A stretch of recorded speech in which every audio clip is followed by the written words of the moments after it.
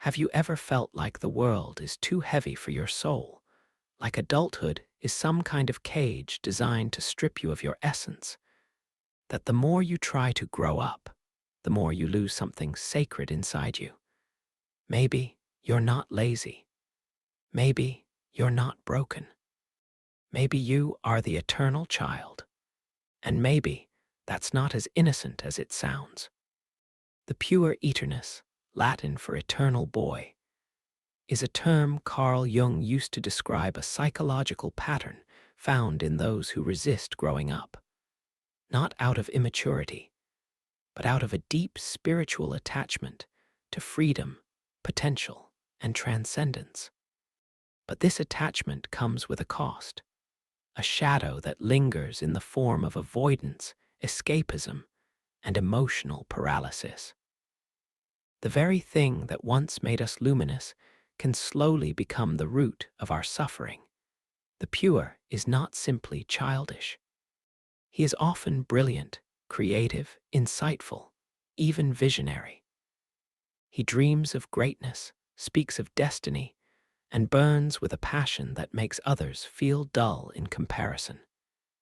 He may be a poet, a wanderer, a philosopher, or just someone who refuses to accept the gray routines of modern life.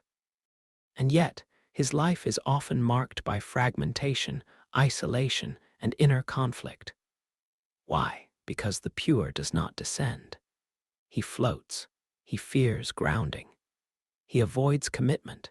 He flees from anything that feels final, binding, or fixed.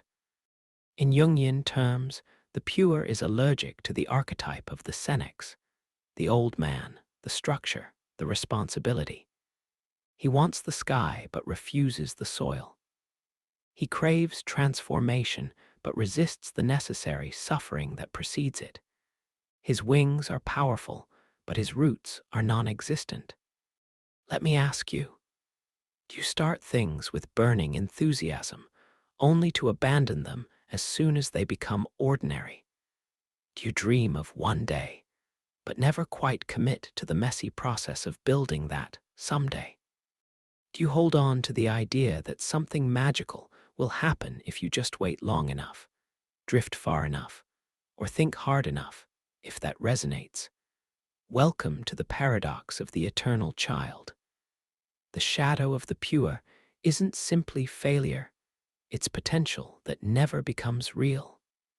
It's the painful awareness that you could be great, but somehow aren't. That you're meant for more, but life keeps slipping through your fingers like sand.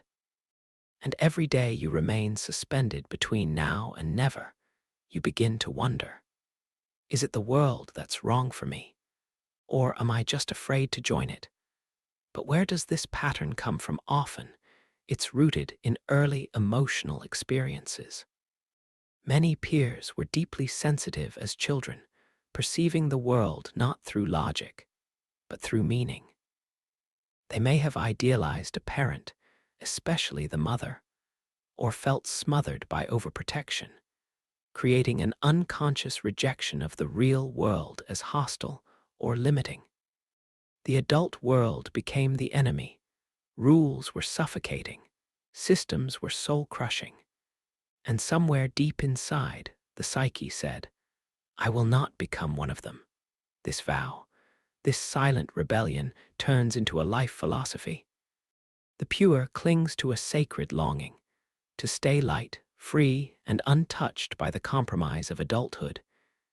He dreams of a divine partner, a perfect purpose, a glorious future. He's often a romantic, a mystic, a seeker. But he's also often alone, confused, and stuck in cycles of self-sabotage. The most dangerous part, he hides it all under the language of meaning. The Puer often says, I'm waiting for the right time, or I don't want to settle, or I'm not like the others. These statements feel noble. They sound wise. But in reality, they are often clever disguises for fear. Fear of failure, fear of responsibility, fear of being seen without the glow of potential. Because when the eternal child steps down from the clouds and into the dust of real life, he risks finding out that the divine spark was not enough. That vision must be forged into form. And forging hurts. There's a kind of spiritual arrogance in the pure, not the loud, boastful kind, but the soft superiority of someone who believes they are above the ordinary. But in refusing to descend into the world, he also refuses to mature his soul. And this, Jung warned, is where the real suffering begins. Because the archetypes demand balance. If you live too long in one pole, the other will rise to meet you. So what happens when the pure is forced to confront reality? Usually, a crisis, a breakup, a failure, a deep existential depression. Something comes to shatter the illusion that potential is enough, and it hurts deeply, because the pure has no tools for structure. He never built the muscles of discipline, perseverance, or endurance. So when the fantasy collapses, he doesn't know how to rebuild. He may fall into nihilism. Or worse, he may retreat into deeper illusion. But here lies the opportunity. The pure doesn't need to be destroyed. He needs to be initiated. Initiation doesn't mean killing the dreamer. It means anchoring him. It means learning to bring heaven down to earth. To accept that structure isn't death. It's the vessel through which spirit flows. The true task of the eternal child is not to escape the world, but to transform it with the light he carries. But that light must be tested, shaped, and grounded. The real fulfillment for the pure isn't in floating forever. It's in finding the courage to descend, to take the risk of becoming someone solid, not perfect, not grand, but real. Imagine a man who once feared routine, now creating rituals that nourish his soul. A man who once feared commitment, now gives his love fully to someone who sees him beyond his potential. A man who once avoided responsibility, now embracing it as a sacred path of growth. This is not the death of the eternal child, it's his evolution. But that journey cannot begin until the pure sees his own shadow. Until he realizes that the very thing he thought was saving him has been quietly trapping him. And maybe that's where you are now, feeling the tension between the sky and the soil, feeling the pull between potential and purpose, wanting to fly, but also needing to land. Let's talk about what happens next. The next step in this journey is not about becoming something entirely new. It's about integrating what was always there. The Puer Aeternus carries within him a rare fire, a visionary spirit, a soul that remembers the divine. But without form, that fire burns no one, not even himself. It must be directed. It must be given a shape.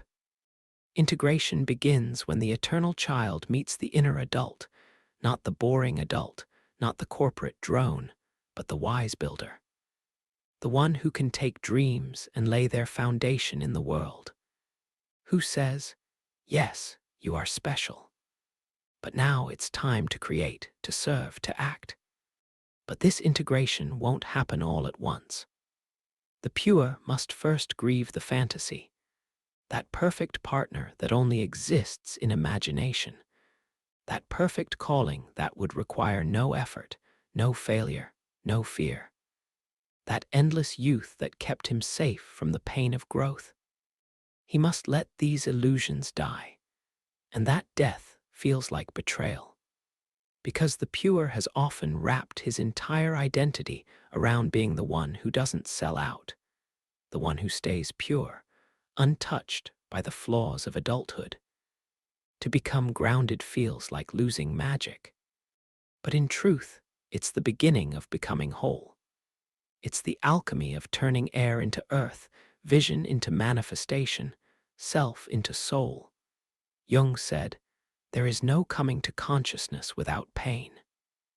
The pure must pass through that pain, not around it, not above it, through it.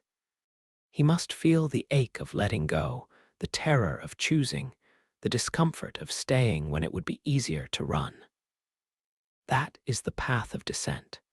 And yet, there is something beautiful on the other side. When the pure grounds himself, his light doesn't dim, it becomes radiant.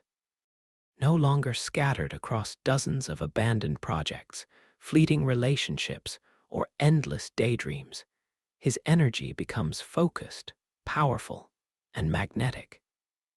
He begins to build something that lasts. And in that building, he finds joy, not the euphoric high of possibility, but the deep, satisfying peace of embodiment. He learns that commitment is not a trap, it's an anchor. That discipline is not the enemy of creativity, it's its container. That limits are not curses, they're sacred boundaries within which meaning takes form. He becomes, at last, a full human being. So, how does one begin this process? The first step is radical honesty. You must ask yourself, what am I avoiding by clinging to my potential? Where have I traded presence for fantasy? Where have I chosen possibility over participation? The second step is to choose. Not perfectly, not forever, but intentionally. Choose something or someone to commit to, an art, a relationship, a mission. Let it hold you accountable. Let it frustrate you. Let it shape you. And the third step is to stay. Stay when it's boring. Stay when it's hard. Stay when the child inside screams to run. Because in that staying, something ancient awakens. The adult soul, the grounded masculine, the wise inner guide who no longer fears the world, but walks it with presence. This is the path of the integrated man. He doesn't abandon the child within him. He honors it, but he no longer lets it drive. The eternal child becomes an advisor, not the king. The man walks with both wonder and responsibility, with vision and structure, with lightness and depth. It is no longer about avoiding the world, but about transforming it from within.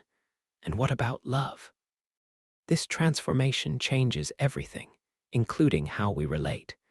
The pure often seeks a muse, an idealized other who completes his dream. But that's not love. That's projection. Real love requires presence. The grounded man no longer seeks the perfect goddess who saves him from himself. He seeks a partner he can serve, build with, struggle with, and rise with. He enters into a relationship not as a seeker of magic, but as a creator of it, and purpose. The integrated pure stops chasing the mythical one true purpose that will make life effortless. He realizes that purpose is forged, not found. It's not discovered in a flash of insight, but cultivated through devotion, through showing up day after day, letting the work refine him. He trades the illusion of ease for the reward of meaning and freedom. True freedom isn't escaping responsibility. It's choosing what to be responsible for. The mature pure learns that limits can be liberating, that saying yes to one path opens deeper layers of experience than endless wandering ever could. He no longer floats above life. He lives it. So if you've seen yourself in these words, you're not alone. The eternal child lives in many of us, and for a time, he protects us. He shields us from systems that would numb the soul. But there comes a time when the shield becomes a cage, and the only way out is through. You must descend. But you won't be alone. Many have walked this path before you, through the valley of uncertainty, through the fire of transformation, through the birth canal of selfhood. They've left behind maps in the form of myth, psychology, poetry, and personal struggle. The journey is ancient, and your soul is ready. Ask yourself now, what are you still waiting for? That's your work. That's your portal. That's your invitation. Let go of the dream of who you might become and step into the reality of who you are becoming. And when the child in you weeps for the comfort of floating, take his hand, place your feet on the earth, and whisper, "We're safe now. We're strong enough. We're ready." Because you are. And if this resonated with you on a soul level, I want to hear your story. Where in your life are you still floating? And where are you finally ready to land? Share it in the comments. I read them all. If you found this video meaningful, give it a like and don't forget to subscribe. There's more to explore together in the deep places most people fear to look. You are not alone in this labyrinth, and the path home begins now.